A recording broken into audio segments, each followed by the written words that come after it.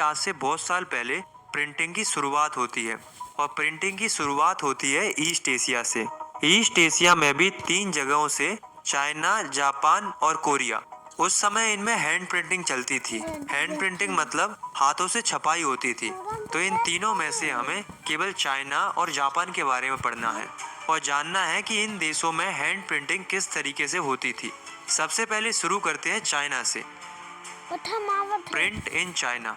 तो दोस्तों, चाइना में सबसे पहले प्रिंटिंग स्टार्ट होती है, जो कि 594 एडी में शुरू होती है। उस समय पर चाइना में प्रिंटिंग के लिए वुड ब्लॉक प्रिंटिंग का इस्तेमाल किया जाता था।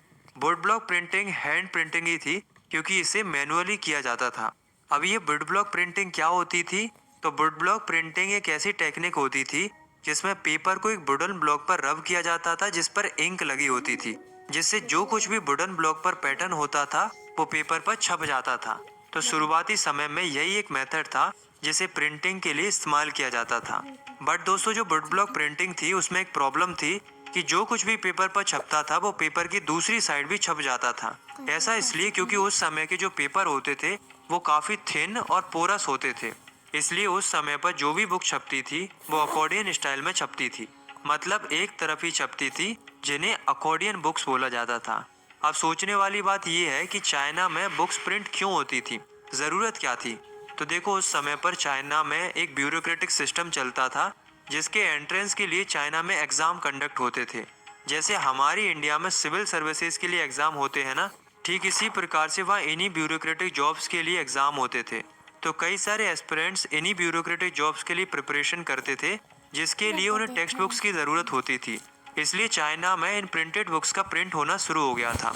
और 16वीं सेंचुरी तक जैसे जैसे नंबर ऑफ एस्पिरेंट्स बढ़ते चले गए, वैसे वैसे और ज्यादा प्रिंटेड मटेरियल्स प्रिंट होते गए।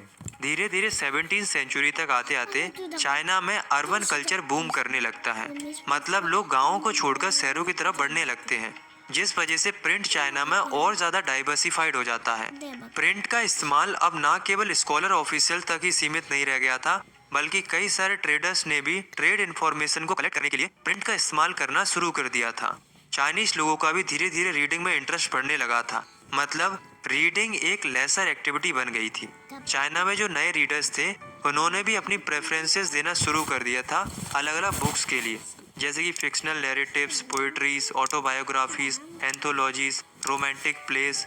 इन सब के लिए प्रेफरेंसेस देना शुरू कर दिया था। साथ में जो चाइना